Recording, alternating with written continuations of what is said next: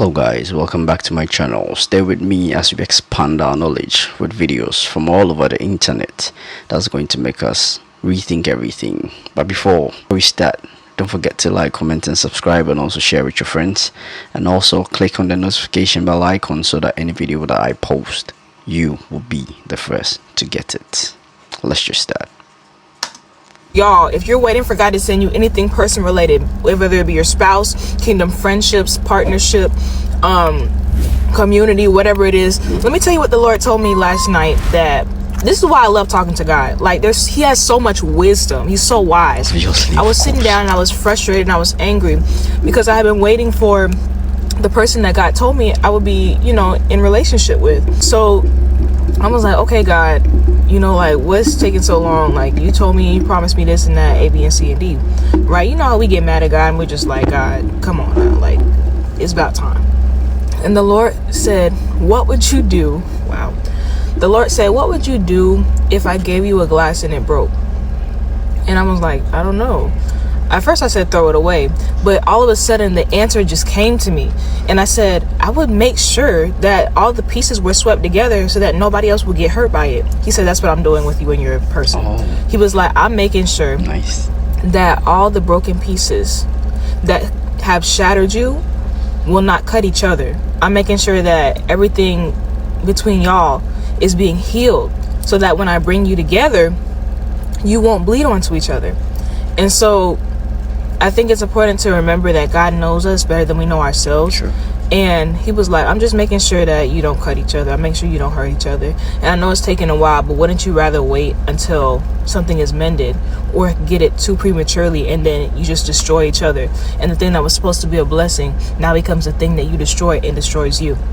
So I don't know who needed to hear that, but sorry, the camera's shaking. I don't know who needed to hear that, but I did. And I have so much more peace about the whole situation now.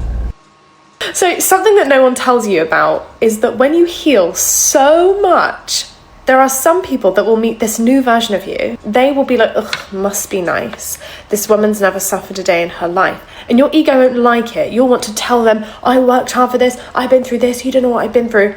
And that's where you need to pull back and see it as a fucking compliment, okay? You don't need to lay out your trauma and show everyone your receipts of everything you've been through. You have healed so much. You've worked on yourself so much that your suffering is invisible. That is something to be celebrated. People look at you, people look at me all the time because I'm very enthusiastic. I have a fucking lust for life more potent than I can ever fucking imagine. I love being alive. I used to feel very offended when people would assume things about me. But I know the truth. I know what I've been through to get here. I know the daily actions I've had to take to become this woman that I am. And other people knowing that doesn't do anything. You need to be comfortable with people misunderstanding you, because this is the thing. You could technically go around and just tell everyone what you've been through, right? Because you want them to like you. I don't know. But really, you just want people to think you deserve to be happy. And as women, I think it's really important that we practice not over-explaining why we deserve to be happy. Okay? You deserve to be happy, even if you didn't go through all that shit, okay? Because when you bring up your receipts and defend yourself and, oh no, I've been through this and you don't know what it's been like, you almost justify this belief that people need to really, really, really suffer to be happy. Happiness is a birthright. It's something that we all have access to. So bathe in your fucking happiness. Sure, you earned it and you know that. You should bathe in that. But you don't need everyone else to know that. It's okay. Also, I just want to add, your story and your pain and what you went through is so fucking powerful and transformative, and it's going to help other people think that they can get over their bullshit. But not everyone deserves to know your story. Don't you dare use it to justify why you deserve to be happy. Keep it to your chest and just have a little secret with yourself. Your story is your secret, okay? Not everything needs to be shared. You don't need to use it to defend yourself. I love you. Mwah! This is actually the thing that scared me the most. I saw this interesting post that was made by a woman. She saw this video, which was about a man who arrived home late. When she looked at the comments, all of them were like, oh, that guy's a douche. He's not thinking about you in the relationship. You need to get out of the relationship. All men are like this. It was basically all pro the female. So she, of course, used this to come up to a guy and was like, look, let me show you. Like, all the girls agree, right? Everybody who sees this video agrees that he's basically a douche, and you did the same same thing the other day, so you should probably change your behavior. So he goes to the same video on his algorithm feed and looks at the comments underneath it, and they're the exact reverse. Every one of those comments was, how can a woman expect you to be home exactly when you say? Like, why would anybody be in a relationship if this was the Okay, so obviously all of us are actually moving more and more and more into a narcissistic bubble reality. True. Built for one. These algorithms are basically creating a self-perpetuating concept of reality. So here's the life hack to date people you find wildly attractive, to have a job you find incredibly interesting, to live a life that's fulfilling. It's not about your GPA or where you go to school or how you look with your shirt off. It's about your ability to be wildly curious. Because being wildly curious is hot. Being wildly curious means you are so interested that you're not worried about what people think. Being wildly curious means you are so hungry for information and experiences that it doesn't matter if you get it right. It's simply about experiencing it so that you can figure out what feels right and what feels wrong so that you can do it again.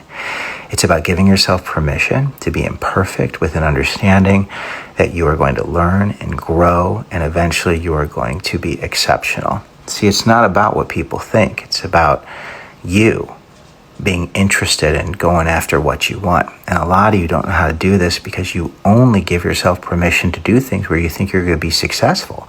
And if you only give yourself permission to do things where you're going to be successful, you're going to not do a lot. True.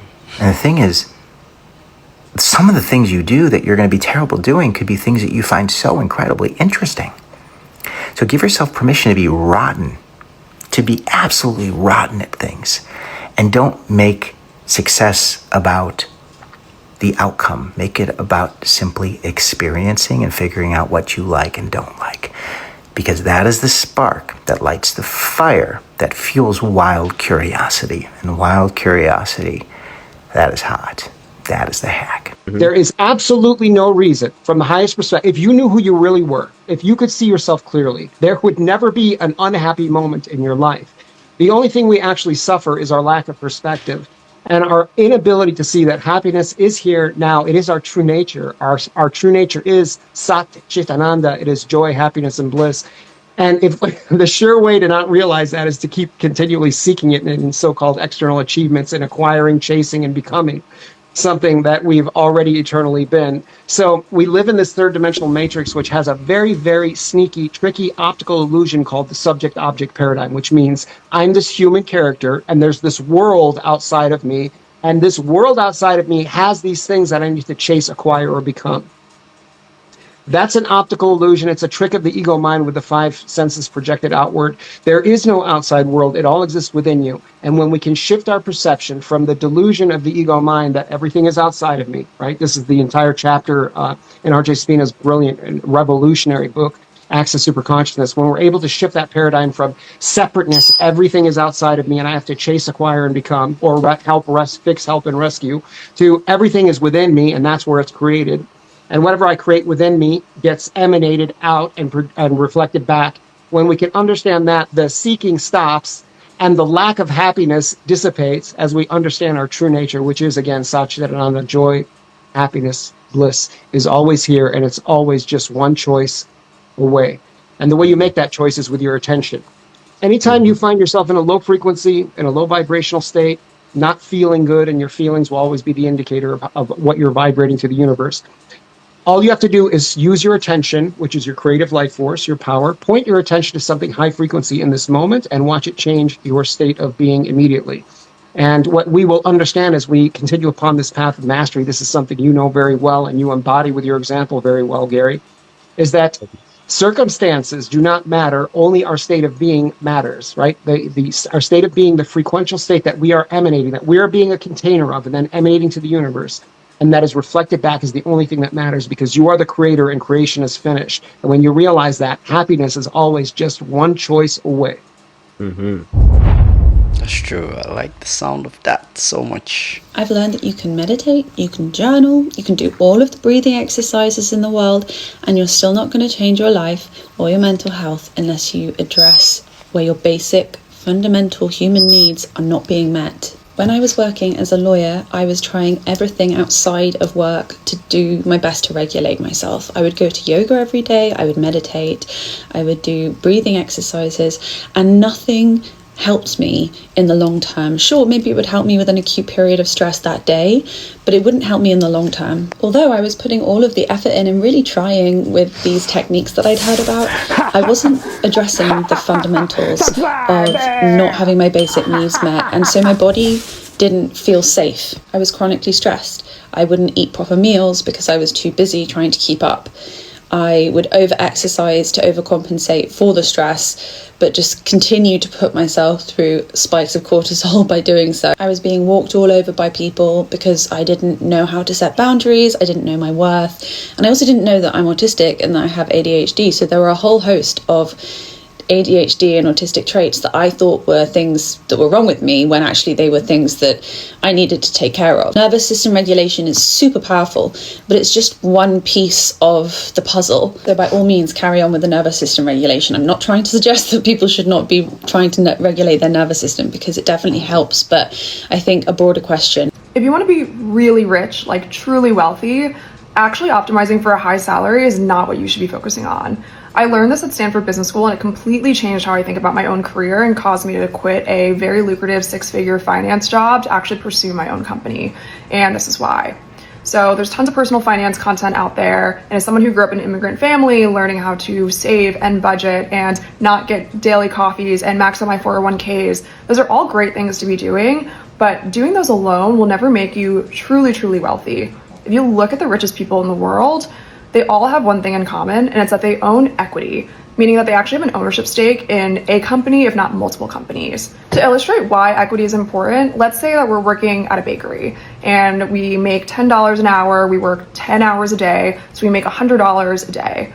To increase that, you only have two opportunities, right? You can either hopefully negotiate a slightly higher salary, $20 an hour, $30 an hour, or you work many more hours and you're giving up essentially your time for more salary. And the upside is relatively limited. And regardless of whether the bakery does poorly, in which case we're probably out of a job anyway, or they explode and become the next crumble cookies, we still earn $100 a day or whatever higher negotiated rate we get. If we earned equity, for purposes of this conversation, let's say that we had the opportunity as employees of this bakery to earn 10% ownership of the company. Over time, even far beyond, 10 years in the future, maybe we're not even working at this bakery anymore, our 10% ownership stake still exists. And if someone comes in and bought the company for, say, $100 million, we would be entitled to $10 million of that as an owner of the company. And that's why equity is really important, because there's no cap in the same way that salaries are capped, either by the hourly rate you're able to negotiate or the total hours that you work. It instead is the collective value driven by the company that you have a stake in that can grow over time, even beyond the time that you work there. So how do you actually get equity? That's what I'm hoping to use this page for. I think there's a misconception that you have to have a lot of money to invest in companies to earn this equity, and that's certainly one way, but there's tons of other ways as well. And I come from a venture capital background, investment banking background. I'm currently a founder that's raised millions of dollars from VCs to start my own company in pursuit of building equity for myself. And I want to teach other people using that skill set, whether it's helping people identify promising startups to work at that offer equity as part of compensation that could be really lucrative one day, all the way to helping people who want to start their own businesses raised from venture capitalists. Everyone knows that the financial system already is really unfair and favors the wealthy, and my hope is to actually enable more everyday people to earn equity so we can all build wealth together. I've cracked the fucking code. I've cracked it, all right? I now understand what it takes to really become the most consistent person on the planet, the most disciplined person on the planet. And it's so fucking simple. You need to just stop giving a fuck about the results. Like, stop giving a fuck about the results and just fall in love with the process, the daily process and the daily steps and habits you need to take to move the needle forward to get 1% better every day. When you think like that, you're gonna perform and the results are just gonna come because it's a byproduct of your habits and the actions that you're taking daily. You know what I'm saying? Like, tomorrow I could wake up in the shittiest mood. I'm still going to take the fucking daily steps that are required to get me one step closer to my goal or to make me 1% better. On the flip end, I could post a piece of content right now. It goes extremely viral. I'm still gonna wake up the next day and drop another piece of content. Obviously. Because I still need to push the needle forward. I still need to get 1% better every day. So fuck the results. Stop thinking about the fucking results. Like, oh, like I need my content to go viral, or oh, I need to have a six-pack. Like, why aren't I seeing the results? You need to just fucking focus on the work, man. Just keep your fucking head down. Keep doing the work daily. Keep attacking the habits and the daily steps you need to take to get 1% better every day. And that's how you win long term, right? I think a lot of people, I mean, myself included, I used to be like when it comes to making content, for example, like, oh, my shit isn't getting seen or it's not getting enough reach. Who gives a fuck? Like, just still wake up and drop content and fucking, you know what I'm saying, make something new. Because on the flip side, right, if I make a piece of content and it goes viral, like, what, am I just gonna fucking stop making content after that? Like, I'm not gonna be able to survive off of like one piece of content for the rest of my life. So regardless, I'm still gonna have to wake up and take action and fucking attack the day every single day. Whether I feel good, whether I feel great, it doesn't fucking matter. Do you know what I wish I'd known in my 20s? By the way, I take care of dying people and share some thoughts about living. 2 things. I wish someone had told me about the value of rest. And number 2, I wish someone had told me about the difference between resting and recharging. I'm gonna use a bathtub as an example. Work with me.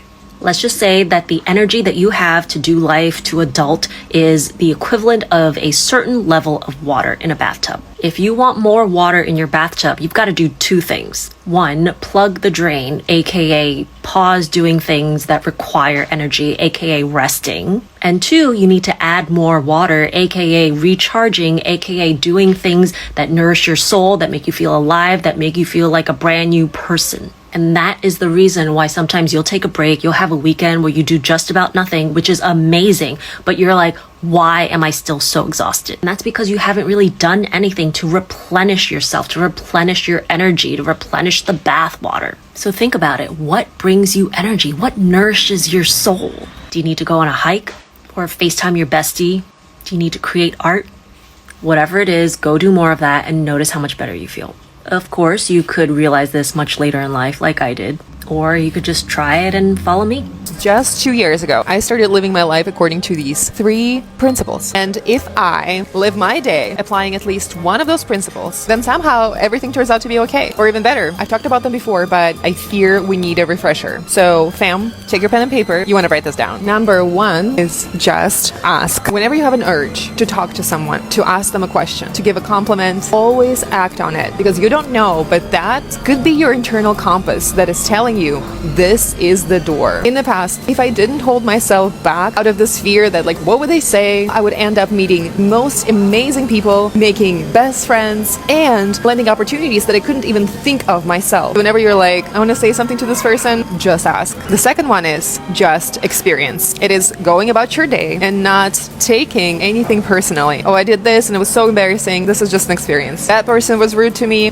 Whatever. This is just an experience. Because that way you don't let that feeling get carried into the rest of your day. So whatever happens, remember, it's just an experience. And last, just be curious. I'm a big believer. If we live our life through curiosity, there's just no room for judgment. We then open ourselves to what this world has to offer. People, to their stories, to ideas. And especially when you are in this time of your life where things feel uncertain, your mind wants to go to all of these what ifs, I love to say, I'm curious what happens next. And that's it. If you've stayed to the end of the video, you're supposed to tell me or maybe leave a comment about the video that, you know, caught your attention the most. And also don't forget to like, comment and subscribe, and also share with your friends, and also click on the notification bell icon so that any video that I post, you will be the first to get it. I hope this video helped you and it made an impact. Adios amigos, and I'll catch you guys in my next video. Bye.